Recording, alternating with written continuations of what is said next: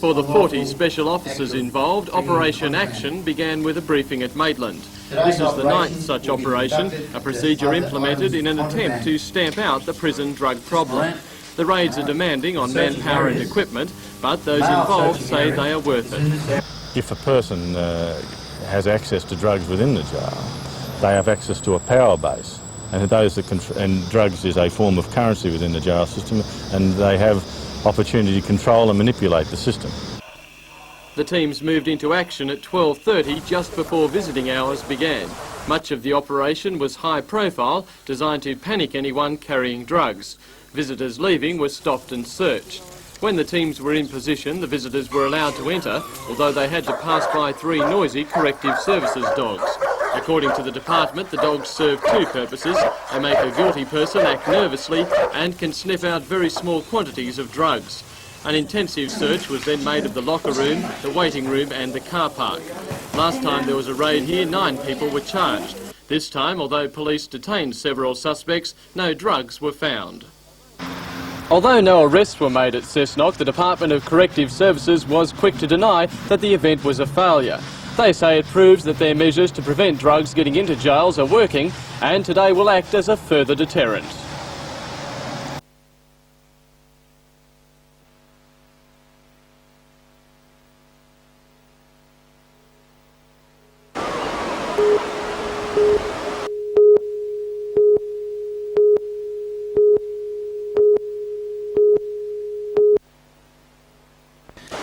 Conditions were perfect for the junior lifesavers today, with clear skies and a gentle half-metre surf. The 60-event program included sprints and flags on the beach and board and swim races in the water. The glamour event of the day was the 13 years Iron Person, and with Iron Men from years gone by looking on, including star of the Nutrigrain series Guy Andrews, 12 boys and 3 girls took to the waves for the swim, run and board legs. Nobby surfer Jamie Jenkins, the 13 years Australian surf swim champion and 1500 metres champion in the pool, took an early lead, with the rest of the field desperately trying to catch him. But the Nobby's teenager was too strong, finishing 100 metres ahead of local favourite Hugh Bonney.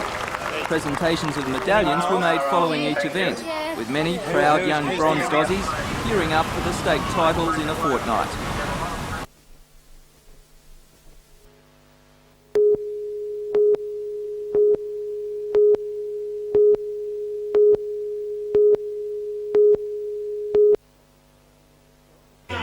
Seldom has the rugby league fraternity turned out in such numbers to support one of their own. Steve Tavita of the former North Newcastle club was seriously injured last year in an early season match and is now confined to a wheelchair. A father of a young family, Steve has had to bear hardship. So headed by a small committee, the Newcastle District Rugby League's clubs banded together to put on a day of entertainment. Each club provided an act loosely billed as entertainment. And as Jeff Wright pointed out, the day was a roaring success. Yes, it certainly has. We've been really wrapped in what has happened today, and it's been a great day. Everyone's got behind it, and it's a really terrific result. There's been some acts with a difference. There certainly has been. It's something that has really taken the hat off. I didn't realise we had the talent there, and perhaps that a few of the clubs should look into the entertainment field rather than football. Over $10,000 is expected to be raised through raffles and other fundraising activities from this day alone. And mums and dads, if little Johnny wants to play rugby league and doesn't make the grade, you can always turn him into a rock star. The newest club in the competition, North Nelson Bay, paraded as the popular band Kiss. And the fans absolutely loved it. Talented or not, it was all for a good cause.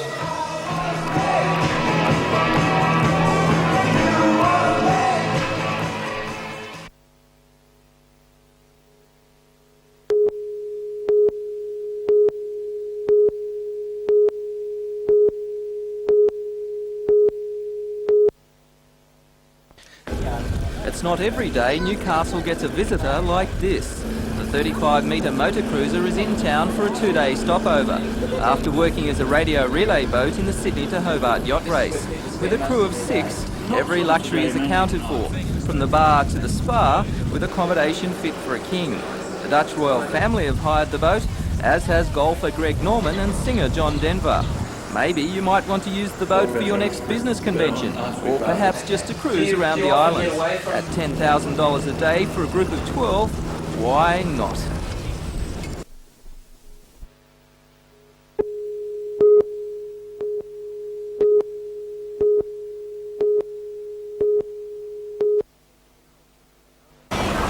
Known as the BHP Transport Youth Regatta, over 70 entries will take part sailing sabbos.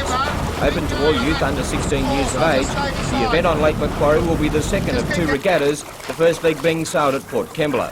The sabbo is considered one of the best training craft in Australia, and the Lake Macquarie clubs will be vying for the magnificently fully rigged Iron Newcastle, which will go to the champion club. Racing will be staged in 2 divisions, 1 up seniors and 2 up juniors, and is designed to help develop youth yachting in the Hunter region.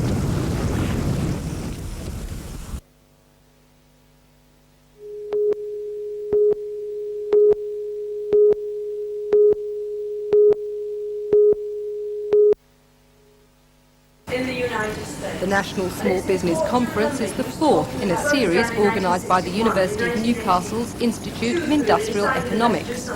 The 70 experts from all over Australia hope their input may help generate more jobs for Australian small businesses, which already employs over 50% of all workers in this country. The conference, realising the high failure rate of small businesses worldwide, hopes to isolate problem areas and loopholes.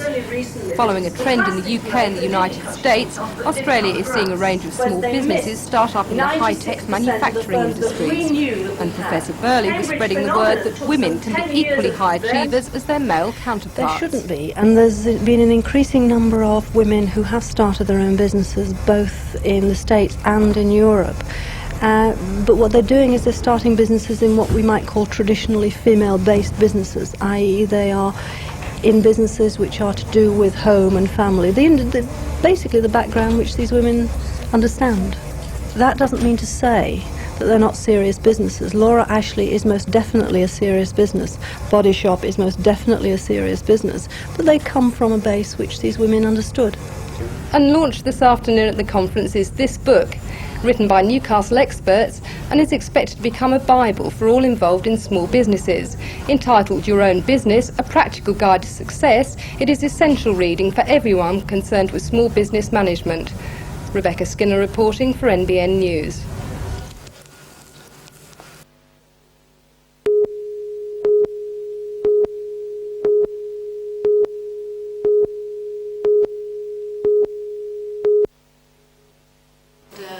According to Liberal Senator Jocelyn Newman, 60% of defence housing is substandard. She says it's not a case of welfare housing, the RAF is dealing with professionals and they should be treated as such. The Senator believes more people will leave the Williamtown base if housing is not improved. They need to insulate houses, they need to give them floor coverings, proper storage, and very urgently they need to give them deadlocks on windows and doors. There's a great worry with the wives about the lack of security, particularly when the men are away. Michelle Murdoch, whose husband is an instrument fitter at the RAF, says she can't complain, paying only $92 a fortnight for a 3-bedroom house. With a new kitchen, bathroom and paint job, she says they've been treated well. Other people said the RAF was doing what was possible to improve conditions.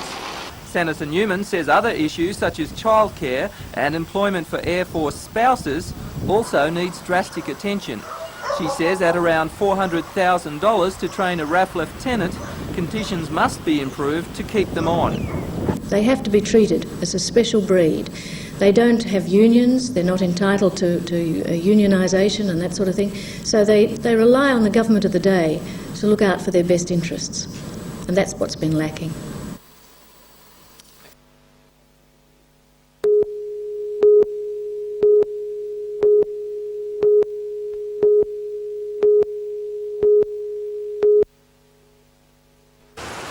Skillshare opened in premises rented from the Police Youth Club at Windale. The scheme replaces the former Community Youth Support Service and other training ventures by including a wider age range and offering more training to minority groups. Mayor Alderman Ivan Welsh opened the course. Lake Macquarie has a serious unemployment problem, but he predicted improvements with the start of new projects like the Caves Beach Resort and a big trade expo planned for the early 90s. Skillshare is already preparing for those opportunities by emphasising training in the hospitality industry, but it hasn't overlooked wider job markets. 20 people in the program will take part in a course teaching them how to survive in Sydney, where more jobs are available. The course will include visits to the city to gain first-hand experience, and the students believe it will make a difference to their employment chances. I think it's a very worthwhile course. It's going to have people primed and aimed to go to Sydney to work, not be just sort of lying around at home, thinking, oh, there's 1,000 people going for one job, and what's the use of applying for it? It'll give me more experience, give me more opportunities. Like if I didn't do this course, I wouldn't be confident to go down there by myself to do it. CES manager Stephen Jolly says many people will have no choice but to look further afield for work. Skillshare will make the move easier. There are jobs available in the Sydney market at the moment. We've identified that. There aren't so many jobs available in the Hunter and Newcastle, Lake Macquarie areas. So let's say to people, look, if you'd like to work, here's an opportunity. You need to be prepared to live, work in Sydney. We're transferring employment to the Sydney market and indeed helping them to solve some of their problems down in Sydney because employers can't get the people at the moment in some areas.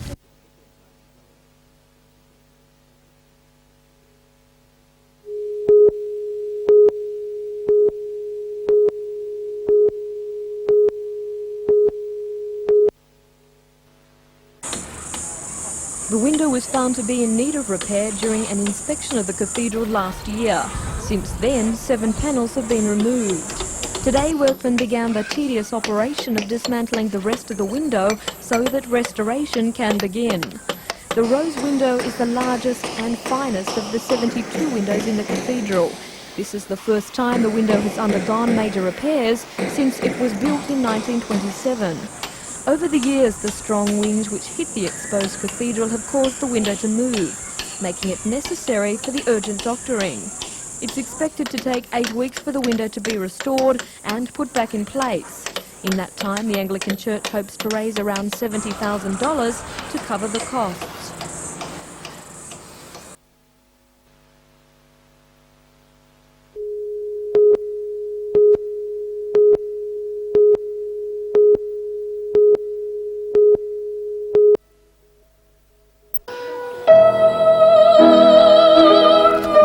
Next month, 19-year-old Juliana Hudson begins her studies with the Italian teacher who has trained such famous voices as Luciano Pavarotti. On Sunday, a concert in her honour at Newcastle City Hall will feature prominent musical figures, including the Australian opera company's John Shaw. Mr. Shaw heard Juliana sing for the first time today, and he was impressed. I think it's absolutely fabulous voice at 19. She's a wonderful opportunity. Campo Galliani is certainly the best teacher in Italy, if not in the world, and he's had some wonderful pupils, Pavarotti and people like that. And I think she's got a very big future. It's a marvellous, marvellous prospect, I think. Mr.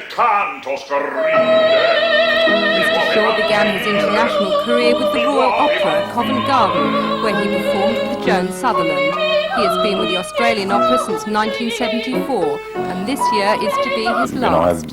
I've been with them since they were the Elizabethan Theatre Trust Opera, and I've sung my repertoire, all of my repertoire very much, and there are young fellows coming on now that are pushing me sideways slightly, which of course naturally has got to happen. That's evolution of that's the way it goes, and that's fair enough. And this is the sort of evolution we're seeing today, with Juliana about to take a major step forward in her career. And Juliana, how are you feeling about your move next month? I'm very anxious and looking forward to it very much. Juliana, a coloratura soprano, is aiming for an equally prominent career.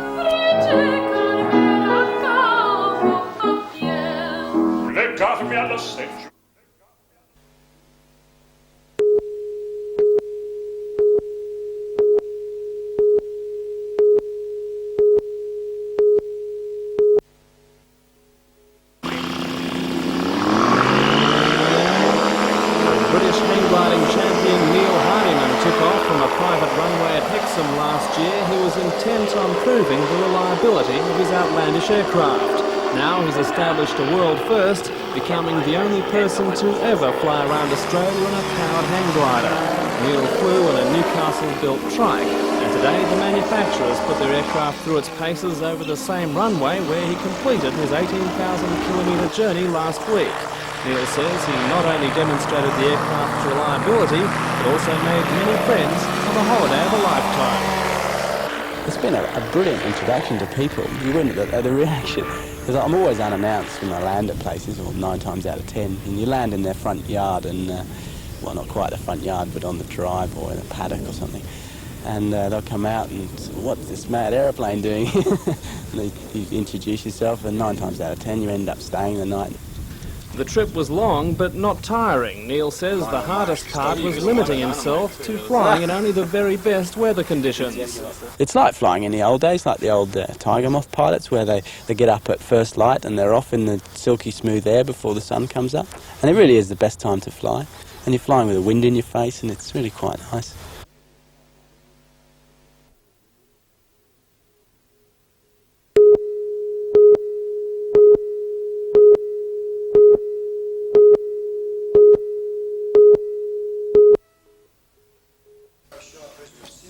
This is the second time the Shire presidents and mayors have gathered to discuss issues of regional importance.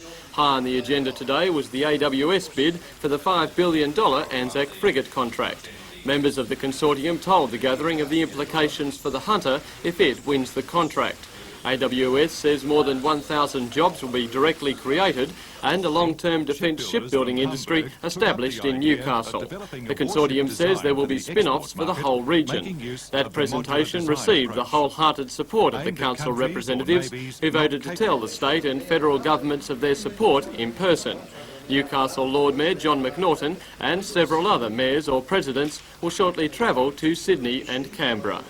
As a group of local government leaders, it's certainly helpful when you walk in and say, look, we represent 500,000 people and this is what we say, you must be heard. Meanwhile, a leaked New Zealand government defence review has recommended that New Zealand participate in the frigate project to cement the defence relationship with Australia. The report says failure to purchase the frigates will be interpreted by Australia as unwillingness to play a credible role as a defence partner in the region.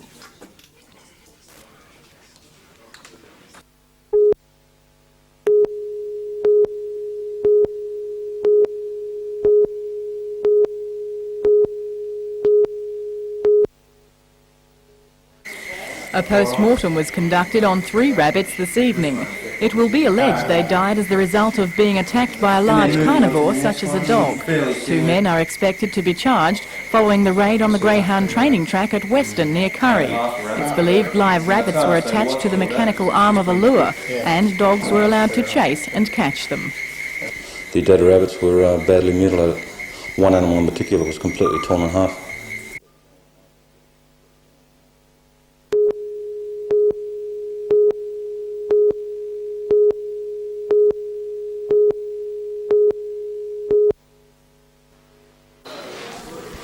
Paul has suffered from kidney stones since a child, but it was only discovered last April that he had the disease oxalosis, so rare that only one doctor in the world knew of it. Doctors battled to keep him alive for 7 months until a compatible donor was found to enable Australia's historic combined liver-kidney transplant to take place. A rather dubious honour. I prefer it wasn't me, but I had no choice. It was either the surgery or die, basically. So they've learnt a lot, which is good. Now, as Paul rehabilitates at Woy Woy Hospital, he and his family are urging more people to support the donor programme. They say the request on a driver's licence means nothing unless endorsed by relatives. The most important thing is the donor program. People must realise there are so many people waiting for organs and the misery they go through.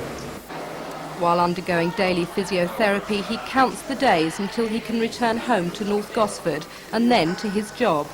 On the 14th of next month, Gosford RSL is hosting a benefit concert in his honour. and Paul says his traumatic experience has changed his life. I now appreciate life a lot more. You tend to be a bit blasé while you're feeling well. It takes something like this to really wake you up, appreciate life.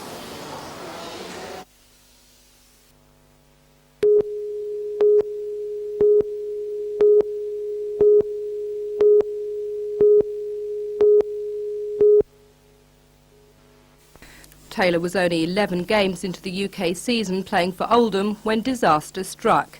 During a training session, he suddenly collapsed and discovered, to his horror, that he couldn't walk. Doctors in the UK warn that only an operation could save his career, which spans 9 years in first grade. Well, the scary part about it was that I couldn't walk, and being in England, I had to assess whether to come back or get treatment over there. So I had treatment over there, but nothing came good, so I came back to Australia and they assessed the situation nearly immediately, so it's basically rest for me. Are you frightened that this now he's taking it easy on his Matcham farm and undergoing physiotherapy? Basically, it's been over a 4-year period, and two discs have come very close together, and the gristle in between have created a bulge, and it's pushing on one of my nerves on the left side of my body, and it's affecting me running, so it's a dead leg, really. But there'll be some big games he'll only be able to watch from his armchair. He sets the pass and Ella has scored! Oh, what a magnificent try! I think all the trials, we're playing Balmain in the Panasonic Cup in the first game, in the first Panasonic game, so I missed that. I think I'll play one trial and then I should be right for the Manly game in the first opening round. After planning their raid for a week, 5 Sydney-based RSPCA inspectors descended on Murray's Greyhound track late yesterday. They claim wire cages containing rabbit fur were sighted, along with 3 dead rabbits which were seized. A post-mortem was carried out last night to determine the cause of death. It is alleged that the rabbits were tethered to the arm of the mechanical lure. The lure was activated by means of a diesel motor. A greyhound dog then pursued the lure. The lure either slowed down or stopped to allow the pursuing greyhound to attack. He says the dead rabbits were badly mutilated, one completely torn in half. It's claimed others were caged on the premises at the time of the raid and let loose. The inspector says modern electric simulators make the use of live lures unnecessary. During a follow-up inspection of the track today by the RSPCA, no other rabbits were found. Proprietor Michael Murray, a leading greyhound industry identity, denies ever having used live rabbits as lures. Never ever. My uncle, my father and his father never ever did. Never had to. There's a way of breaking in dogs that you can break them in right. I was taught the right way. So what happened to those rabbits that were found here yesterday? They were dead before they got onto my property. Mr Murray claims rabbits are a problem on and around his land, and says the 3 rabbits seized were killed by dogs while running free on an adjoining property. You don't have to read any rule books whatsoever, Murray. I've got 2 kids, 5 and 9. There's another one about 3 weeks to go, and I sold my house and everything to do this, and I asked you the right bloody way to do it, and now you... Meanwhile, 2 men are expected to be charged with a number of offences.